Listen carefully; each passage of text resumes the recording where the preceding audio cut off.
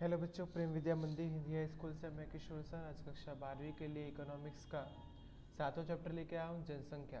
तो बच्चों, मैंने आपको जनसंख्या के बारे में बताया था और मैंने आपको ये भी बताया था कि स्त्री और पुरुष का प्रमाण भारत में किस प्रकार से है, गुजरात में किस प्रकार से है, ठीक है, और किस प्रकार के गरीब या फिर किस प्रकार की जनसंख्या जो है वो यहाँ पे निवास करती है भारत में। अब हम बात करते हैं 7.3 टॉपिक, जिसका नाम है जनसंख्या वृद्धि के कारण, क्यों यहाँ पे जनसंख्या बढ़ रही है। जनसंख्या वृद्धि को असर करने वाले मुख्य दो परिबल है, जन्म दर और मृत्यु दर। जन्म दर और मृत्यु दर को उत्पन्न अंतर की जनसंख्या वृद्धि का एक कारण है। दूसरे शब्दों में कहे तो ऊंचा जन्म दर और नीचे मृत्यु दर के कारण ही जनसंख्या में वृद्धि होती है। इसमें पहला, जनसंख्या का अर्थ या जन्म दर का अर्थ किसे कहते हैं। प्रत्येक वर्ष की 1000 की जनसंख्या पर जन्म लेने वाले बालकों की संख्या को हम लोग जन्म संख्या कहते हैं, जन्म दर कहते हैं। जन्म दर बराबर वर्ष दौरान जब नवजात जीवित बालकों की संख्या बटे में कुल जनसंख्या गुणा में 1000। जन्म दर को प्रतिशत में दर्शाया नहीं जाता, अपितु प्रत्येक 1000 की जनसंख्या पर गिना जाता है। जनसंख्या में कुल कितनी बढ़ोतरी हुई है उसकी जानकारी जन्म दर के आधार पर ली जा सकती है। जन्म दर नीति निर्धारित करने में जन्म दर को आंकड़े अत्यंत उपयोगी सिद्ध होते हैं। यहाँ पे कोष्टक में भारत में जन्म दर का प्रमाण 1000 प्रति बच्चों व्यक्ति के पर 1951 में जन्म दर कितना था हमारा 39.9 और 2011 में हो गया 21.8। विश्लेषण से देखें तो भारत में 1951 में जन्म दर का प्रमाण 39.9 था, जो 2011 में घटकर 21.8 अर्थात कि अंतर की 18.1 हो गया, जो मंद दर पर जन्म दर में कमी को दर्शाता है, जिसके कारणों से शिक्षा का नीचा स्तर, पुत्र प्राप्ति की तीव्र लालसा, आय की नीची सपाटी इत्यादि को गिना जा सकता है। दूसरा होता है मृत्यु दर का अर्थ। वर्ष दौरान प्रति 1000 की जनसंख्या पर मृत्यु को प्राप्त होने वाले व्यक्तियों की संख्या को मृत्यु दर कहते हैं। मृत्यु दर बराबर एक वर्ष दौरान मृत्यु को प्राप्त होने वाले व्यक्तियों की संख्या बटे में कुल जनसंख्या गुणा में 100, माफ कीजिए 1000। जनसंख्या के कुल कितनी कमी आई है इसका ख्याल मृत्यु दर के आधार पर प्राप्त होता है। वर्ष दौरान कुल मृत्यु के आंकड़ों को किसी निश्चित माप में दर्शाने से जनसंख्या में होने वाली कमी को निश्चित रूप से समझा जा सकता है। यहाँ पे बच्चों कोष्टक में देखते हैं मृत्यु दर 1951 में थी 27.4 और 2011 में हो गई 7.1।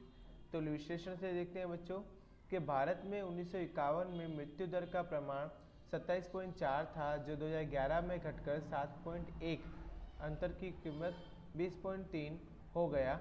इस प्रकार जन्म दर की तुलना में मृत्यु दर में अधिक कमी आई है, जिसके कारण अकाल पर नियंत्रण, जीवन स्तर में सुधार, पौष्टिक आहार, चिकित्सा सुविधाओं के सुधार और बढ़ोतरी, शिक्षा का बढ़ना, व्यापक और चिकित्सा विज्ञान और शल्य क्रिया के क्षेत्र में हुए महत्वपूर्ण संशोधन, संक्रामक रोगों का नियंत्रण इत्यादि को माना जा सकता है। अब दूसरी बात करते हैं हम ऊंचे जन्म दर के महत्व के कारण, क्यों बच्चे भारत में जन्म ज़्यादा लेते हैं। कुछ ना कुछ इनके कारण हैं, वो यहाँ पे कारण लिखे हैं। भारत में ऊंचे जन्म दर के लिए जिम्मेदार कारणों को मुख्य 3 भागों में बांटा गया है, सामाजिक कारण, आर्थिक कारण और अन्य परिबल। हम बात करते हैं बच्चों सामाजिक परिबल की। सार्वत्रिक विवाह प्रथा। भारत में विवाह यह धार्मिक संस्कार है। विवाह न होने वाले व्यक्ति के प्रति समाज शंका की दृष्टि से देखता है। उससे बचने के लिए प्रत्येक स्त्री पुरुष अनिवार्य रूप से विवाह के बंधन में जुड़ते हैं। दिव्यांग, अपाहिज भी अपवाद नहीं है। विकसित देशों की तुलना में भारत में प्रत्येक स्त्री विवाह करती है। इस प्रकार सार्वत्रिक विवाह प्रथा में जन्म दर ऊंचा रहता है।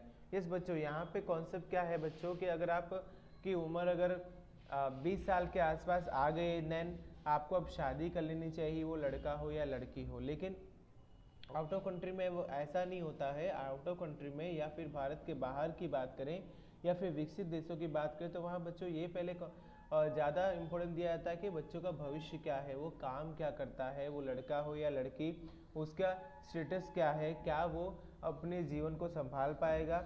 लेकिन इंडिया में ऐसा नहीं है। इंडिया में अगर आपकी उम्र हो गई है तो आप काम करते हो कि नहीं करते हो, आप जॉब करते हो कि नहीं करते हो, आपका विवाह होना अनिवार्य है। और इसमें दिव्यांग लोग यानी जो अपाहिज लोग, वो भी अपवाद नहीं, अर्थात कि उनको भी शादी करने के लिए मजबूर किया जाता है। यदि कोई दृष्टि से दृष्टिहीन है या फिर कोई मंद बुद्धि है तो भी भारत में ऐसा रिवाज है कि उनकी भी शादी करवाई जाए, नहीं तो उनको मुक्ति नहीं प्राप्त होती। तो इस वजह से बच्चों जो है जन्म दर जो होता है वो ऊंचा रहता है। उसके बाद दूसरा टॉपिक हो सकता है बच्चों कि कम उम्र में विवाह और विधवा पुनः विवाह। देश में बाल विवाह विरोधी कानून होने के बावजूद कई क्षेत्रों में बाल विवाह की प्रथा कायम है।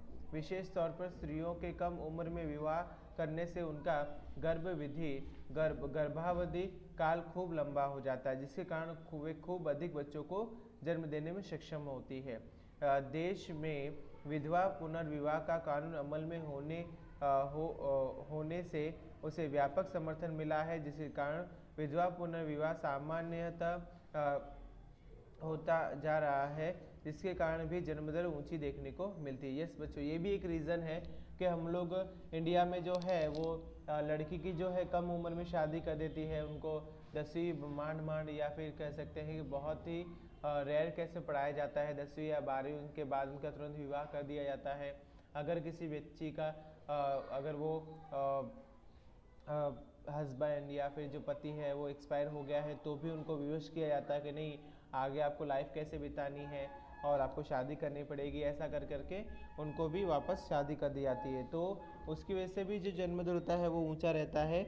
और आपके या हमारे समाज का जो सबसे महत्वपूर्ण एक कारण जो है वो ये है पुत्र प्राप्ति की तीव्र लालसा। यस, भारत समाज पुरुष प्रधान देश है।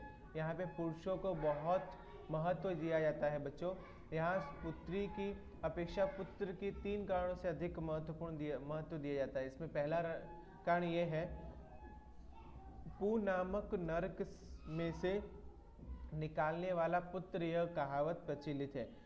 हालांकि बच्चों ये बिल्कुल ही झूठ बात है, ऐसा कुछ नहीं है। पू में पुत्र और पुत्री दोनों ही आ जाते हैं, ये सिर्फ कहने की बातें हैं बच्चों, ऐसा कुछ नहीं होता है। पुत्र और पुत्री दोनों ही एक समान होते हैं। दूसरा, वंश वृद्धि को आगे ले जाने के लिए, तो बच्चों ऐसा कहते हैं कि जो बेटा होता है वो हमारे वंश को आगे ले जाता है, बट ऐसा कुछ नहीं है बच्चों। ऐसी मान्यताएं ही हमको जकड़ के रखती है और उसी में हम धंसते जाते हैं। और तीसरा, वृद्धावस्था में आर्थिक सहायता प्राप्त करने वाले, तो ऐसा कहाँ लिखा है कि वृद्धावस्था में पुत्र ही हमको खाना देगा? मैंने तो बहुत रेयर केस में ऐसा देखा है। पुत्र जो होता है उनको सिर्फ और सिर्फ अपनी पिताजी की, दादाजी की प्रॉपर्टी को ज़्यादा इंपॉर्टेंट देते हैं। उनको देखते हैं कि मेरे पिताजी के पास, मेरे दादाजी के पास प्रॉपर्टी कितनी है और कितनी मुझे मिलने वाली है, वो उस पर कॉन्सेंट्रेशन ज़्यादा करते हैं, ना कि अपने फ्यूचर बनाने पे या फिर उस पर। आजकल के बच्चे या फिर आजकल की जो पब्लिक है, इसमें स्पेशली अगर आप बेटों को ज़्यादा देखोगे तो उनका यही मानना होता है कि उन अपने पिताजी के पास ऐसी क्या चीज़ है जिससे मुझे और ज़्यादा फायदा मिल जाए। तो उपरोक्त तीनों कारणों से वशीभूत होकर, माने कि उनके वश में होकर कई परिवार पुत्र मोह में अनेक पुत्रियों को जन्म दे देते हैं और परिणाम स्वरूप परिवार का कद में बढ़ोतरी हो जाती है। आज भी बहुत सारे इंडिया में ऐसा कॉन्सेप्ट है, काफ़ी ऐसे राज्य है जहाँ पे पहले पुत्रियों का जन्म हो जाता है, उनके गर्भ में ही उनका गर्भपात करा दिया जाता है, ये काफ़ी प्रचलित है। चौथा टॉपिक है संयुक्त परिवार प्रथा।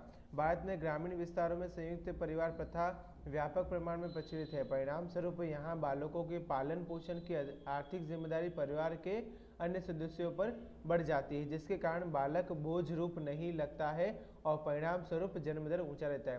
पता ही नहीं चलता है कि बच्चों के जैसे छोटे भाई का लड़का, बड़े भाई का लड़का या फिर जेठ या देवर का लड़का जो होता है वो कब बड़ा हो जाता है, कब लड़कियां बड़ी हो जाती है, ऐसा बिल्कुल, क्योंकि हम लोग जॉइंट फैमिली में रहते हैं, बट हम लोग ये नहीं सोचते हैं कि बच्चा जो है वो हमारी प्रॉपर्टी नहीं है, वो हमारा एक प्रकार का दायित्व है, यानी उसका भरण पोषण करना, उसे अच्छी शिक्षा प्रदान करना, ये हमारा एक दायित्व बन जाता है।